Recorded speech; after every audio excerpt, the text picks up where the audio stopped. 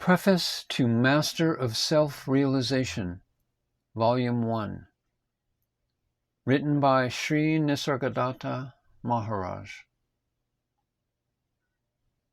These are discourses, satsangs, the words being those of my Master. I cannot explain his words, and therefore I keep quiet about that.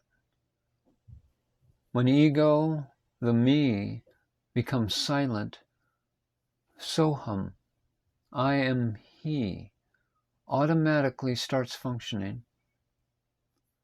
Soham is endless, limitless, measureless, and is the messenger of truth, which is self-evident. The message and the messenger are not separate in Atman. This messenger is the joy that is the enjoyment of the endless. The description of the enjoyment of the self is called discourse or satsang in this world, which is really a commentary.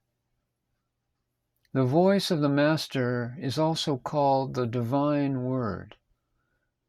His speech, the utterances, are the word, sentences, and the sayings. The sky is the space, and space is the vast expanse of speech, that is the word. Word is the natural quality of the sky, as is well known from the days of the Vedas. First there is vibration in the space of the sky or wind, then there is sound, and then the words appear. The words then become the base of the subsistence of all creatures and things. The sky is the ocean of words of the measureless. That ocean sings in praise to the immeasurable. The purpose of singing in praise of anything is to shed all bad qualities. This divine speech is doing the work of discarding the duality or sense of separateness from the essential unity of existence through the medium of the mouth of the Master.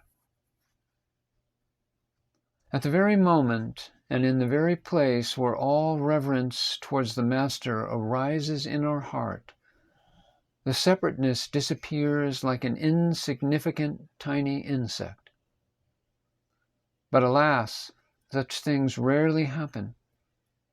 It is seldom that one among billions of people comes to the realization that the Master is truth itself, Para Brahman, the ultimate reality incarnate. When the teaching of the Master is dear to one and totally acceptable, and when one understands that the feet of the Master, as his teachings, are the source of the spontaneous experience of the divine self within, which directs and performs all the actions and functions of the body, and when one holds fast to the feet of the Master within one's heart, without a speck of doubt, then, unfailingly, the stream of the blessings and the bliss of the revered Master flow very naturally from within, which is the movement of the all-pervading life.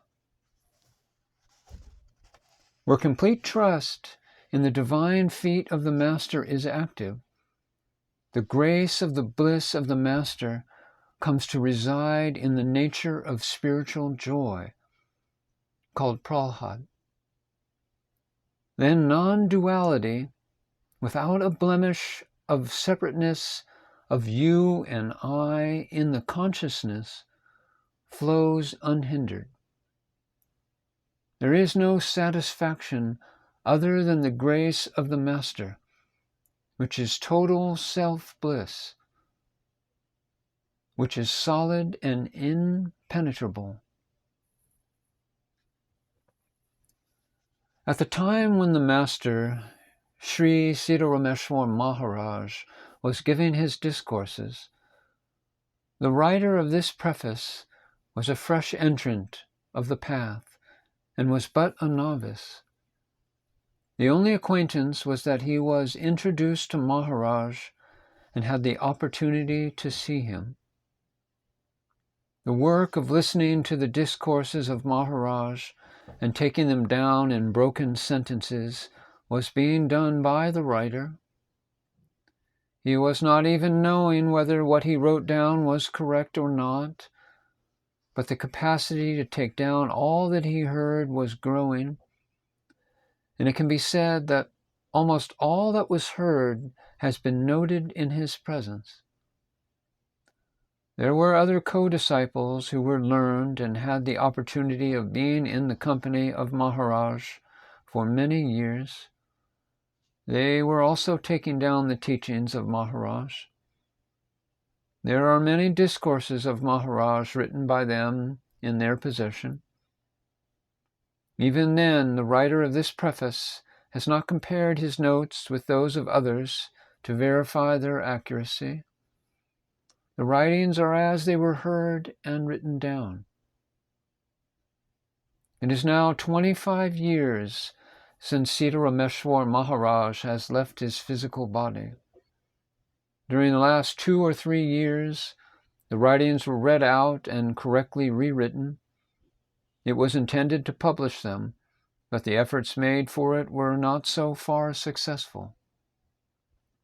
However, today, on the 25th death anniversary of Sri Maharaj, this is becoming possible by the good grace of auspicious time.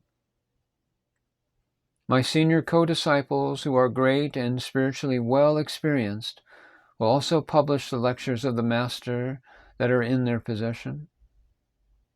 I say from my conviction of self-knowledge that such a Master and such teachings are very rare in this world. I say this out of my faith in the wisdom of our teacher and my own self-confidence. These words are expressions of my faith. As is one's achievement, so is his experience, so is his contentment and his peace, and so is his satisfaction. All this is the result of one's loyalty or earnestness. Since my acquaintance with senior co-disciples, I have always been humble before them, and I pray to my Master that I will continue to be so humble before them in the future also.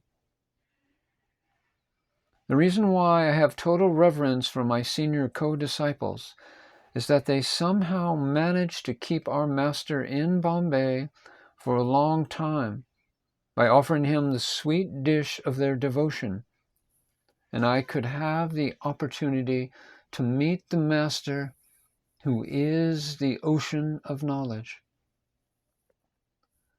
They not only had the benefit of seeing him and serving him with devotion, but having been liberated through self-knowledge, they themselves become the saviors for others. The cosmos, that is the universal spirit and form, abides in the Master.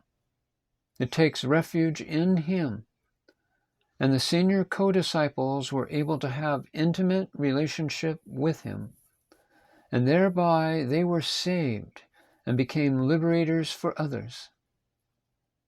That was and is the imperishable power of having the glimpse, the darshan, of the Master and his teachings.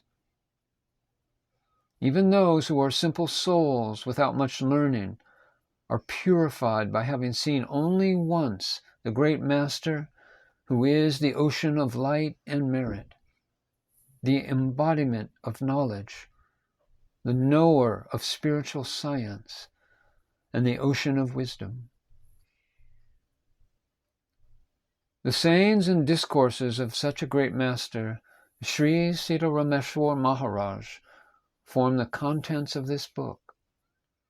Those who will read them again and again, or listen to them again and again, learn them by heart, and deeply inquire into the true meaning of his teachings, will become the meaning incarnate, and will themselves become full of the self.